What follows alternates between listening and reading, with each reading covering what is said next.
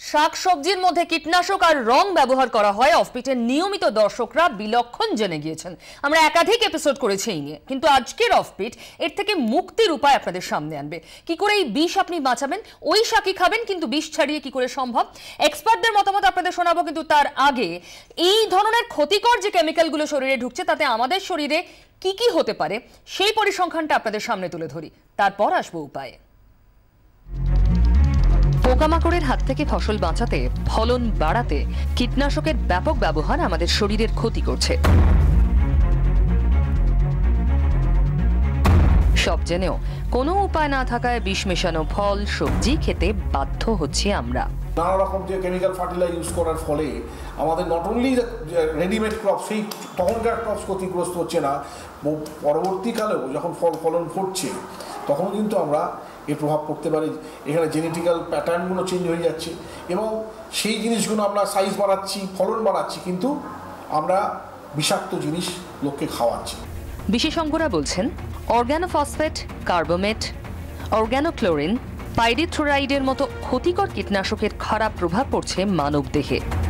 কীটনাশক থেকে আমাদের শরীরে ঢুকছে endosulfan, sulphur, mancozeb, phorate, chlorpyrifos, monocrotophos, methyl parathion, malathion, copper অক্সিক্লোরাইডের মতো ক্ষতিকর রাসায়নিক।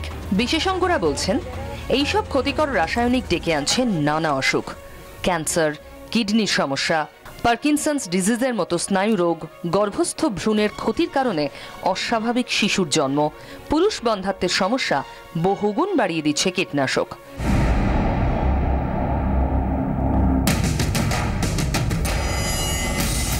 সবজিতে ক্ষতিকর রঙের ব্যবহারে আপনার শরীর কিভাবে নষ্ট হচ্ছে তা আগেই দেখিয়েছি আমরা। চাষে কীটনাশকের বহুল ব্যবহারে আপনার স্বাদের সবজি কিভাবে বিষিয়ে যাচ্ছে তারও খোঁজ নিলেন আমাদের প্রতিনিধি। সবজিতে রয়েছে মারাত্মক কীটনাশক, যে সবজি খেলে আপনার শরীরেরও ক্ষতি হচ্ছে। সবকিছু জানেন আপনি, কিন্তু তবুও বাজার থেকে কিনছেন সেই সব সবজি।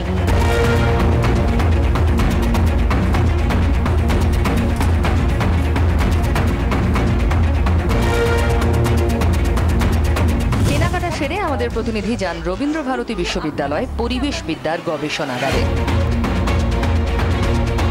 আমরা এখানে খুব কমন ক্লোরিনেটেড পেস্টিসাইড অ্যানালিসিস করে দেখার চেষ্টা করি। কীটনাশকের ব্যবহারে সবজির গায়ে লেগে থাকা ক্ষতিকর ক্লোরিন যৌগের উপস্থিতি সহজেই ধরা পড়ল। সবজির ভেতরেই শুধু নয়, ক্ষেত থেকে ফসল তুলে আনার পর তার গায়েও লেগে থাকছে ক্ষতিকর রাসায়নিক। ক্যামেরায় দেবজ্যোতি দত্তের সঙ্গে শ্রেয়সী গঙ্গোপাধ্যায়ের রিপোর্ট, 24 ঘন্টা। ক্ষতিকর রাসায়নিক কি কি করতে পারে তার একটা আন্দাজ আপনাদের সামনে আনলাম, কিন্তু এর থেকে মুক্তির উপায়টা বলার জন্য আমার সঙ্গে রয়েছেন দুজন এক্সপার্ট। পরিচয়টা সেরে নিয়ে রয়েছেন ডক্টর শুদ্ধ সত্য চ্যাটার্জি আমার বাঁদিকে, আর আমার ডান দিকে রয়েছেন গবেষক যার ছবি কিছুক্ষণ আগে আপনারা দেখলেন, সুদীপ্ত ভট্টাচার্য, তিনি পরিবেশবিদও। আপনাদের নিশ্চয়ই অনেক কিছু জানার রয়েছে। 2234242439180112 এই দুটো নাম্বার খোলা রইল আপনাদের জন্য। আমি প্রথমেই গবেষকের কাছে আসবো। এই যে এটার মধ্যে কতটা পেস্টিসাইড একটা রঙিন তাজা সবুজ পটলের গায়ে লেগে আছে, সেটা আমরা খালি চোখে দেখে বুঝবো কি করে? খালি চোখে দেখে বোঝার কোনো উপায় নেই। কিছু কিছু পদ্ধতির মাধ্যমে আনপারমিটেড কালার কিভাবে বোঝা যায় তা আমরা আগেই জানিয়েছি।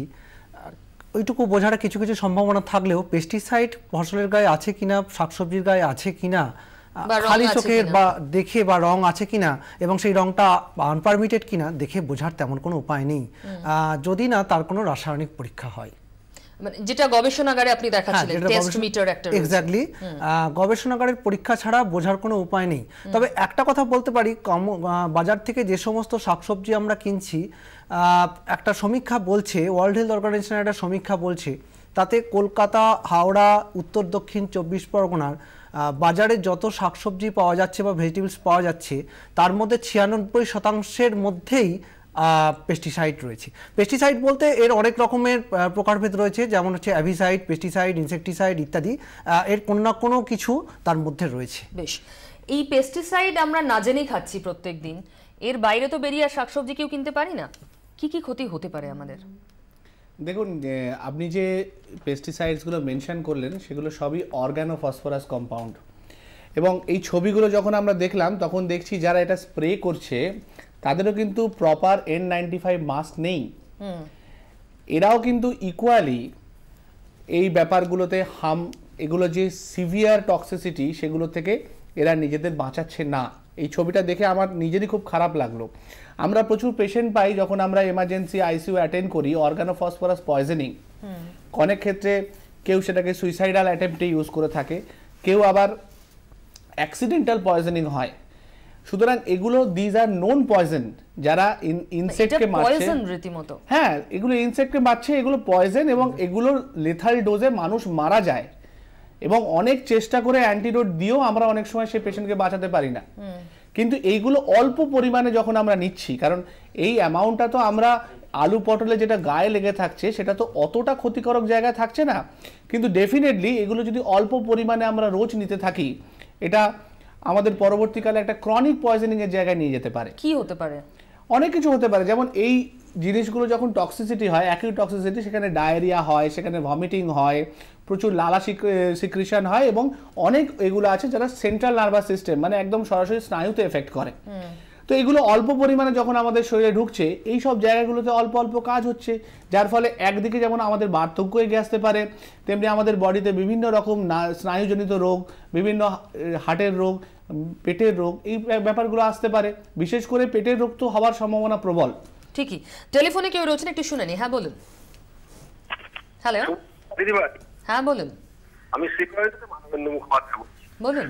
এই ভাষায় বলতে গেলে আমি জেনে শুনে বিষ করেছি পান, প্রাণেরও আশা ছেড়ে সপেছি প্রাণ, আমি জেনে শুনে বিষ করেছি পান। আমাদের শাকসবজি বা যে কোনো খাদ্যবস্তু খেতে খেতে আমাদের শরীর পয়জনাস বডি হয়ে গেছে। সুতরাং এখন যদি সেটা রক্ষণাবেক্ষণ বা ধুয়ে মুছে খেতে যাই, তবে আমাদের কি উল্টা প্রতিক্রিয়া শরীরে হবে না কি? নিশ্চয়ই। ধন্যবাদ, শুনতে থাকুন। আর কেউ রয়েছেন? হ্যালো। হ্যাঁ বলুন। হ্যাঁ নমস্কার, আমি বিষ্ণু থেকে প্রশান্ত জানা বলছি। এখন আমরা তো এই যে যেটা একটু আগে শুনলাম যে 96% শাকসবজিতে এইটা রয়েছে, কিন্তু আমরা তো উনুনে এগুলো তো রান্না করে আমরা খাচ্ছি। তো যে টেম্পারেচারে আমরা এগুলো রান্না হচ্ছে তার থেকে যদি আরো কি বেশি টেম্পারেচারে যদি রান্না করি তাহলে কি এগুলো থাকবে না একটু কি কমে যাবে, সেটা একটু জানতে চাইছি। নিশ্চয়ই। নমস্কার। নিশ্চয়ই। সুদীপ্ত দা। হ্যাঁ, টেম্পারেচারে পেস্টিসাইড নষ্ট হয়ে যাবে। টেম্পারেচারের সঙ্গে পেস্টিসাইডের সরাসরি কোনো সম্পর্ক নেই, তবে এর সঙ্গে কিছু সহজ পদ্ধতি রয়েছে যেটা আমরা পরীক্ষাগারে দেখাতে চেষ্টা করেছি, যে ঈষদুষ্ণ গরম জল। আমি পদ্ধতিগুলো দেখাবো, তার আগে ঘরোয়া বিভিন্ন উপায় আছে। আপনি ঘরোয়া উপায়গুলোর কথাই নিশ্চয়ই বলছেন। আমরা আমাদের দর্শকদের দেখিয়ে দিই বেশ কয়েকটা ঘরোয়া উপায় আজ আপনাদের সামনে তুলে ধরবো। এত বেশি চিন্তিত আমরা এটা নিয়ে, সত্যি কি বিষ প্রত্যেকদিন আমাদের খেতে হবে জেনে শুনেও? না, এর থেকে খানিকটা হলেও মুক্তির উপায় রয়েছে এবং একেবারে সহজ ঘরোয়া পদ্ধতিতে। প্রথমেই আপনি ভিনিগারের সাহায্য নিতে পারেন। বাড়িতে ভিনিগার এখন প্রায় সবাই রাখেন। দেখুন প্রথমেই কিভাবে ভিনিগার দিয়ে আপনি কীটনাশক থেকে মুক্তি পেতে পারেন। প্রথমে সবজি ভালো করে জলে ধুয়ে নিন।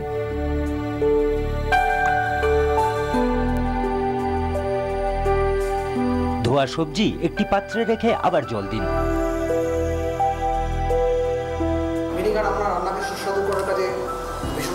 এবার ওই পাত্রের মধ্যে 1 কাপের 4 ভাগের 1 ভাগ ভিনিগার ঢেলে দিন।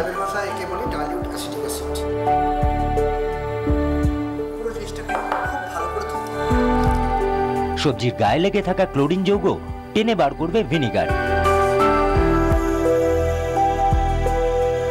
দেখুন কতটা ক্লোরিন জলের সঙ্গে বেরিয়ে গেল।